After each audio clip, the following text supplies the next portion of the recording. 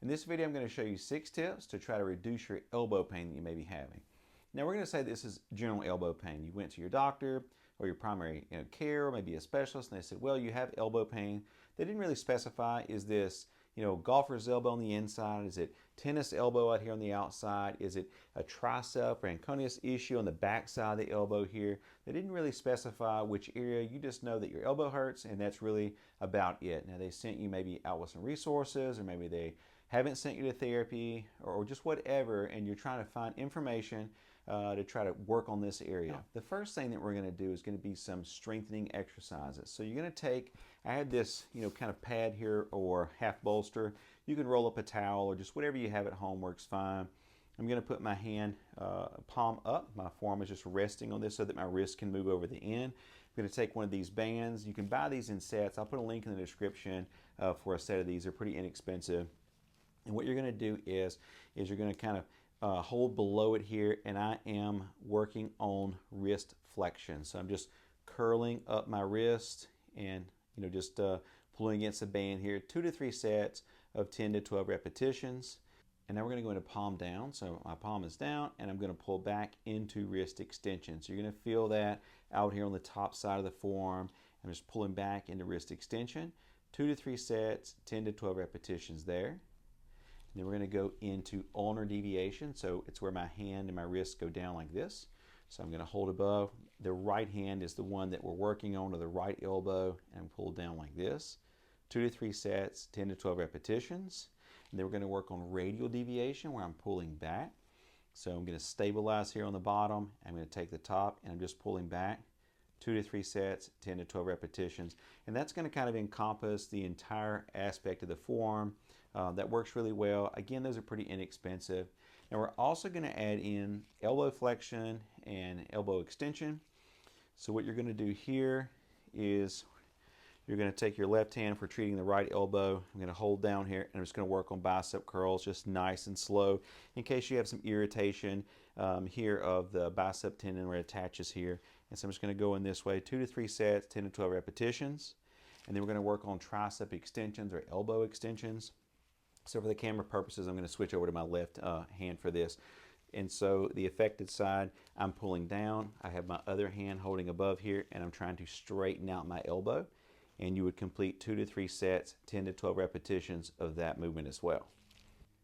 Again, these are really inexpensive bands, and so it's something that you don't have to have a lot of equipment to be able to do that. You're just trying to load those tendons, even if maybe your forearm muscles and your elbow, you can curl a lot of weight in the gym, you're still pretty strong, but this is a great way to slowly introduce that load to the tendon to try to promote adequate healing.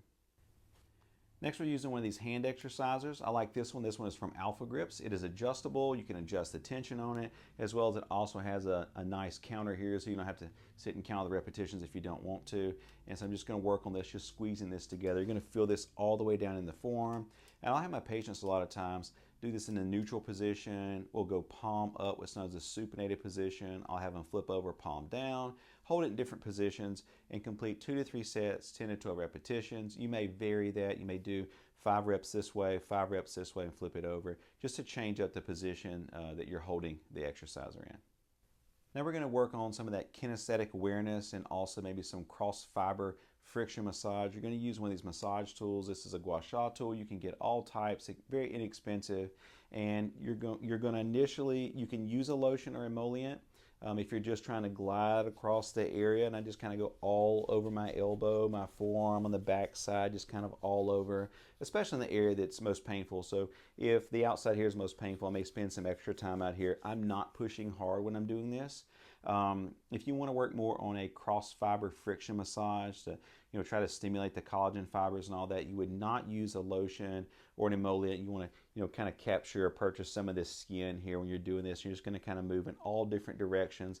I learned in school that you go crossways across the fibers and the bands, but I really just go all over, just in different directions.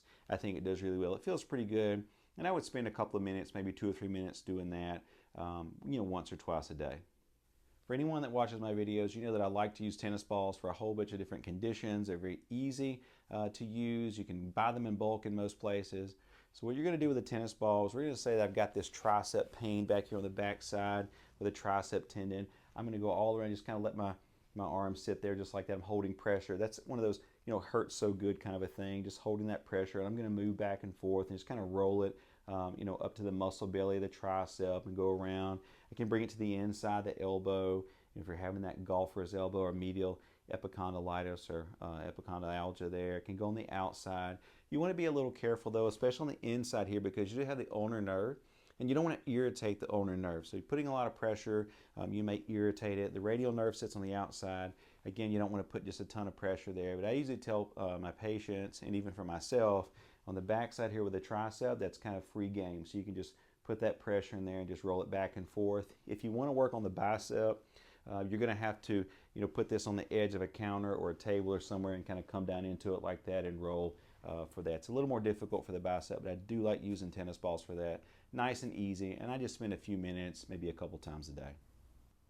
Now we're looking at moist heat. So I just have the covering for our hot packs here at my clinic just to kind of demonstrate for a heating pad. You can use a heating pad, you can use moist heat in this area. Of course, you want to make sure that your skin integrity is such that you're able to use a heating pad and all that. Make sure your doctor's okay with it. But you can use a heating pad for 20 minutes, 30 minutes, several times a day. I'm more of a fan of heat just personally versus ice as far as the healing process. That doesn't mean that I might not use ice or my patient might not use ice. If it makes it feel better for that analgesic effect, that's fine.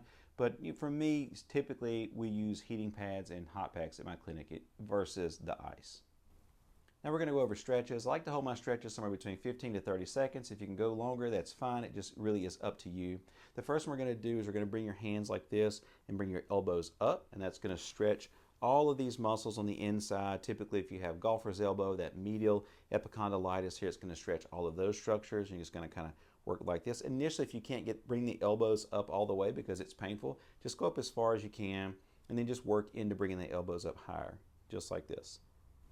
The next one's going to be, we're going to work on stretching those wrist extensors, so the muscles on the back side that pull the wrist back, and you're just going to reverse basically the same movement that you did just previous. You bring the elbows down for this one. As my elbows come down, there's more of a stretch. I'm going to feel that all the way across the back and the top there of each side. I typically like to do this just both sides. It's just faster that way. That's an easy stretch this way, and then that way it's just easy to do and easy to remember. Again, hold those for 15 to 30 seconds. And our last two stretches are going to be for the tricep and the bicep. So for the tricep stretch, I'm going to switch over to my left arm just for the camera purposes. I'm just bringing my arm back. I'm just pushing back here, and I feel that stretch on the back side of my arm. And I'm just stretching there. You can take your arm and bring it overhead or however you want to do. I just like this stretch personally because it's easy. I feel that stretch back there. And I'm going to hold that for, again, 15 to 30 seconds. And we're going into the bicep stretch. So for the bicep, a little trickier a lot of times. You want to grab a hold of something. So I'm grabbing a hold of the table here. I'm just stretching that out, and I'm kind of turning and leaning away, and I feel that pull through there. So that's a great way to stretch the bicep. Again, 15 to 30 seconds. Thanks so much for watching. I hope this video helps with your elbow pain and helps increase your functional use of your upper extremity.